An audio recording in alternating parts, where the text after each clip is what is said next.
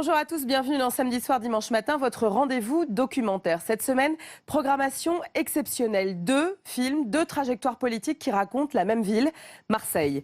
En seconde partie d'émission, vous découvrirez un portrait de Gaston Defferre qui a régné sur la ville d'Iran plus de 30 ans. L'homme est un conquérant, un visionnaire, froid et cassant. Il tient son territoire d'une main de fer et remodèle profondément la ville. Mais d'abord, penchons-nous sur le présent. Marseille, sa corniche, ses calanques, son vieux port. Sous les auspices de Notre-Dame-de-la-Garde, la bonne mère, des générations d'hommes et de femmes politiques usent des mêmes stratagèmes pour conquérir et conserver la ville et leur mandat. Le clientélisme et les affaires. À Marseille, celui-ci est érigé en véritable système. Extrait. Il y avait un vieux proverbe marseillais qu'on n'entend plus beaucoup, mais qui me fait beaucoup plaisir. Enfin, qui m'a toujours bien plu, c'est « service rendu vos voix ». Service rendu vos voix. Je rends un service, je demande en contrepartie ta voix. La croyance que l'élu peut vous permettre d'évoluer dans votre vie, de nourrir votre famille, de la loger, etc., est une croyance qui est très marquée à Marseille. Bonjour Xavier Monnier. Bonjour. Vous avez réalisé ce film sur Marseille et donc le clientélisme. Comment vous est venue en fait cette idée à un moment de vous intéresser à cette question et pourquoi Marseille en particulier ?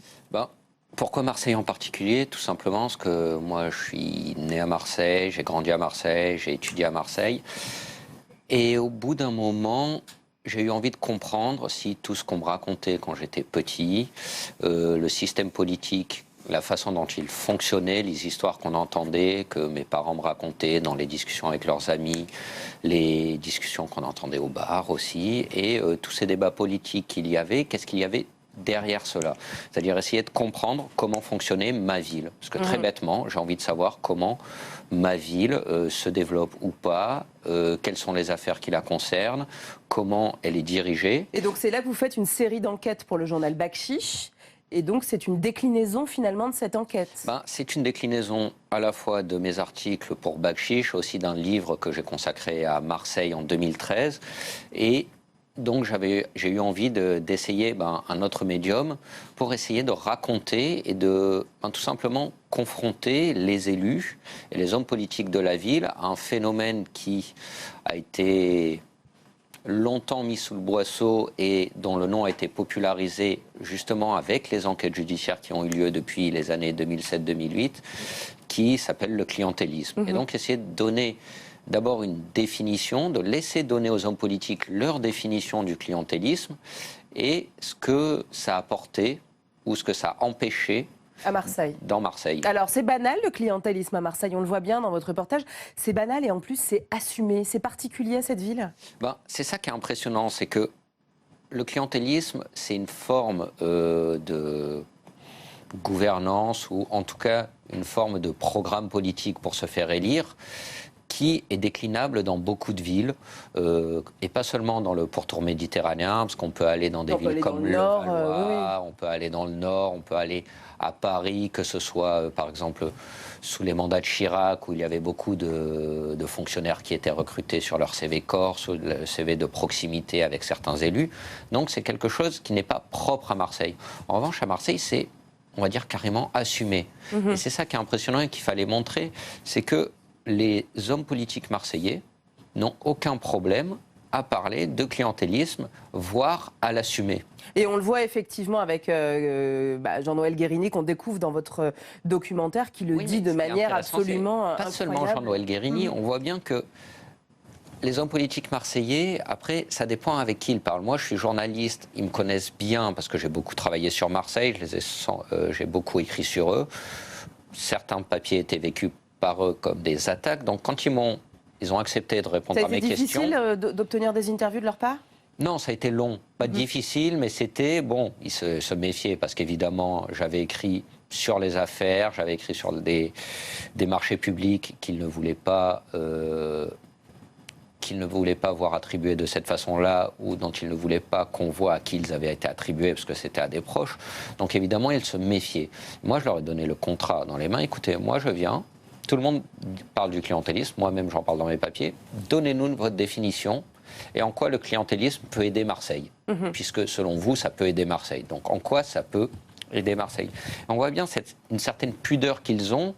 Ils me parlent de clientélisme, mais Il parle aussi de bons et de mauvais clientélisme, comme les inconnus parlaient de bons et de mauvais chasseurs dans leurs sketchs au début des années 90. Donc c'est vrai que ça en devient ridicule, parce qu'ils disent, bon, ça, c'est... Mais c'est vrai que c'est bien... assez difficile finalement de donner une définition claire et précise de ce que c'est. Non, c'est pas compliqué de donner une définition claire et précise du clientélisme. Le clientélisme, c'est simple, c'est service rendu vos voix. Comme le définit Bernard Morel, qui est un prof d'économie et qui est un élu, le dit, voilà, c'est... Service contre voix. Voilà, c'est j'achète ton vote en échange d'un service. Voilà. La question, c'est, après, c'est est-ce que ça permet de développer la ville?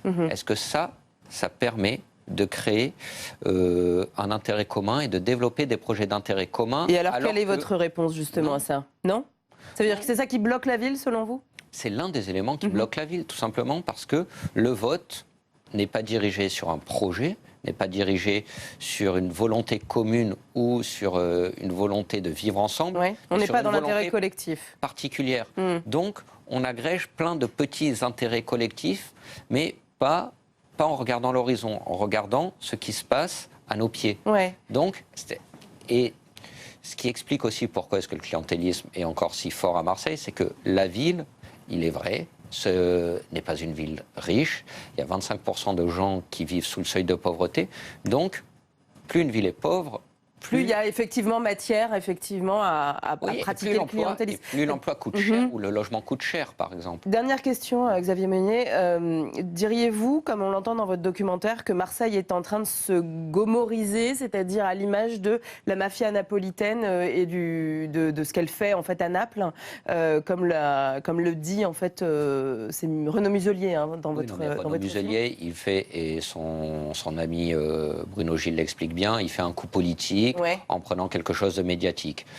Marseille et Naples ont des histoires différentes. Marseille et Naples peuvent être comparés sur quelques aspects. Je veux dire, c'est des ports, des ports méditerranéens. Après, l'histoire de Marseille et l'histoire de Naples, elles sont différentes. Donc si Marseille sombre, elle sombre d'une façon différente de la façon napolitaine. Merci beaucoup, Xavier Meunier. Justement, on va découvrir votre film. Vous pouvez réagir sur notre hashtag DocuDébat. Mais tout de suite, c'est Marseille, le jeu du clientélisme, réalisé donc par Xavier Meunier et Pierre-Oscar Lévy. À tout à l'heure.